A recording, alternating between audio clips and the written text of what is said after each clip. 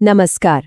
चलिए आज हम सफ़र करते हैं इंडियन इंग्लिश लिटरेचर के एक बहुत बड़े नाम R.K. नारायण की बनाई उस अद्भुत दुनिया का जिसे हम सब मालगुडी के नाम से जानते हैं।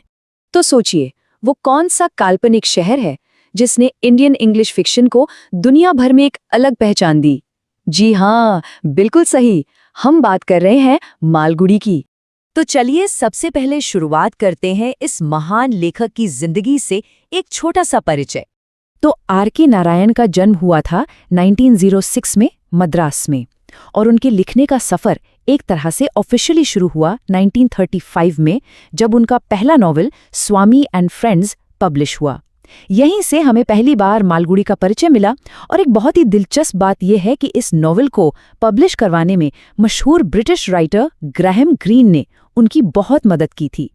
अच्छा, अब एक ऐसी चीज़ जो कॉम्पिटिटिव एग्जाम्स के लिए, जैसा कि हम जानते हैं, बहुत ज़रूरी होती है, वो है उनका पूरा नाम। उनका पूरा नाम था रासीपुरम कृष्णास्वामी अय्यर नारायण स्वामी।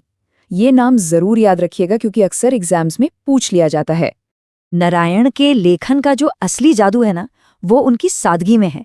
उन्होंने बड़े ही आसान तरीके से, थोड़े से मजाक और सच्चाई के साथ आम मिडिल क्लास इंडियन लाइफ को अपनी कहानियों का हिस्सा बनाया। तो चलिए अब एक नज़र डालते हैं उनकी लेगेसी और उन अवार्ड्स पर जो इंडियन लिटरेचर में उनके महत्व को बताते हैं। इंडियन इंग्लिश फिक्शन में एक टर्म बहुत इंपॉर्टेंट है, द ट्रिनिटी, यानी कि त्रिमूर्ति। इसका मतलब क्या है? इसका मतलब है वो तीन शुरुआती राइटर्स जिन्होंने इंडियन इंग्लिश नॉवल की नींव रखी। और ये तीन महान लेखक थे, मुल्क राजानंद, राजा राव और R.K. नारायण। ये याद रखना बहुत ज़रूरी है कि नारायण इस त्रिमूर्ति का एक बहुत ही इंपॉर्टेंट हिस्सा थे, जिन्होंने इंडियन इंग्लिश नॉवल को एक नई पहचान दी। चलिए अब उनके कुछ मेजर वर्क्स की जर्नी पर चलते हैं। ध्यान दीजिएगा, ये सेक्शन आपके एग्जाम प्रिपरेशन के लिए बेहद ज़रूरी है। तो उनका सफ़र शुरू हुआ 1935 में स्वामी एंड फ्रेंड्स से। फिर 1937 में आया द बैचलर ऑफ आर्ट्स और 1945 में द इंग्लिश टीचर। और फिर 1958 में आया उनका मास्टरपीस द गाइड। इसके बाद 1961 में the man eater of Malgudi. पर इतना ही नहीं, उन्होंने हमारे महाकाव्य रामायण और महाभारत को भी बहुत ही सरल गद्य में दोबारा लिखा। और हाँ, एक बहुत बहुत ज़रूरी फैक्ट जो बिल्कुल याद रखना है, मालगुडी शहर का जिक्र सबसे पहले उनके पहले ही नॉवल यानी स्वामी एंड फ्रेंड्स में हुआ था, जो 1935 में पब्लिश हुआ था। ये सवाल अक्सर एग्जाम्स में दिख जाता है। उनकी सबसे बेहतरीन रचना मानी जाती है द गाइड। ये कहानी है राजू की, एक ऐसा हीरो जिसमें काफ़ी कमियां हैं, लेकिन हालात उसे एक आध्यात्मिक मार्गदर्शक या कहिए कि एक स्पिरिचुअल गाइड बना देते हैं।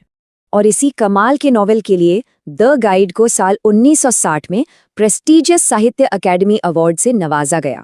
ये साल 1960 और ये अवार्ड, साहित्य अकेडमी अवार्ड, दोनों ही एग्जाम के लिए सुपर इम्पॉर्टेंट है। इस पर ज़रूर ध्यान दें।